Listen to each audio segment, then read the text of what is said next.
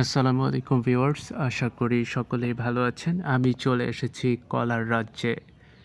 এটা হচ্ছে নরসিংদী শিবপুরে। আমি এই মুহূর্তে অবস্থান করছি কলার রাজ্যে।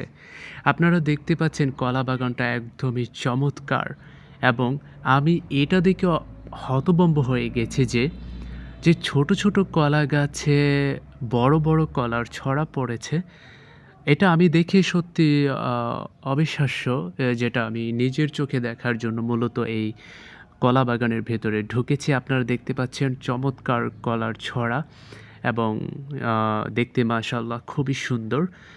আপনাদের কাছে হয়তো ভালো লাগছে কিনা সেটা আমি জানি না। তবে আমি ক্যামেরাটার নিচ থেকে অনেক সময় ধরার কারণে হয়তো কলা গাছগুলো লম্বা দেখাচ্ছে। বাট অরিজিনালি যেটা কলা গাছগুলো ছোট, ছোট সেই তুলনায় আ আ কলাগুলো অনেক বড়, বড়। তো বন্ধুরা দেখতে পাচ্ছেন কলা গাছের আ দৈর্ঘ্যটা আপনাদেরকে দেখাচ্ছিলাম। আ কলা বাগানটা দেখেন কত সুন্দর পরিষ্কার পরিচ্ছন্নভাবে আ চাষাবাদ করা হয়েছে। যারা এই কলা বাগানটা করেছে তাদেরকে অসংখ্য ধন্যবাদ জানাচ্ছি এবং আপনারা আমার এই ভিডিও যে যেখান থেকে দেখছেন তাদেরকে ভিলেজ লাইফ ব্লগ থেকে আন্তরিক শুভেচ্ছা অভিনন্দন জানাচ্ছি। দেখতে পাচ্ছেন কত চমৎকার কলা, একদম পরিষ্কার পরিচ্ছন্ন, যেটা আমি নিজেই দেখে হতভম্ব। অন্যান্য কলার মধ্যে কিন্তু আপনার দাগ থাকে বা স্পট থাকে, কিন্তু এই কলার মধ্যে দেখেন কোনো স্পট নেই। দেখছেন কত সুন্দর, মাশাআল্লাহ! সবই আল্লাহ তাআলার সৃষ্টি। কাজেই আমি আজকে কলা বাগানটা আপনাদেরকে ঘুরে দেখাবো। ভিডিওটি শেষ পর্যন্ত দেখার অনুরোধ রইল। গ্রামীণ পরিবেশে আ কলা বাগানটা আমার কাছে অত্যন্ত সুন্দর লেগেছে।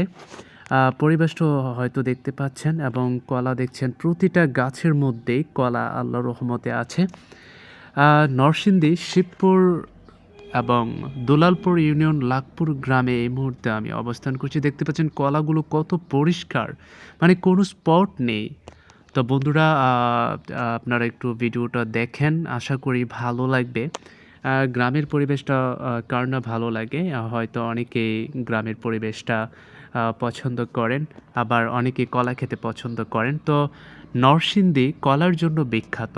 নরসিংদী শুধু কলা নয়, আপনার নরসিংদী কলার জন্য যেমন বিখ্যাত, তেমনি লটকন, পেয়ারা আরও অন্যান্য কিছু আছে যা নরসিংদীর জন্য বিখ্যাত। আপনারা হয়তো অনেকেই জানেন, আবার হয়তো অনেকেই জানেন না।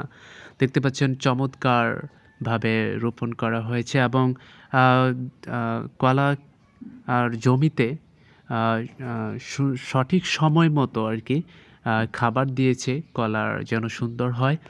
আপনারা দেখতে পাচ্ছেন কলা বাগানটা অনেক পরিষ্কার পরিচ্ছন্ন এবং সুন্দর করে মাটিটাকে আলগা করে দেয়া হইছে যেন কলা গাছগুলো সুন্দর হয় এবং ফলনটাও যেন ভালো হয়।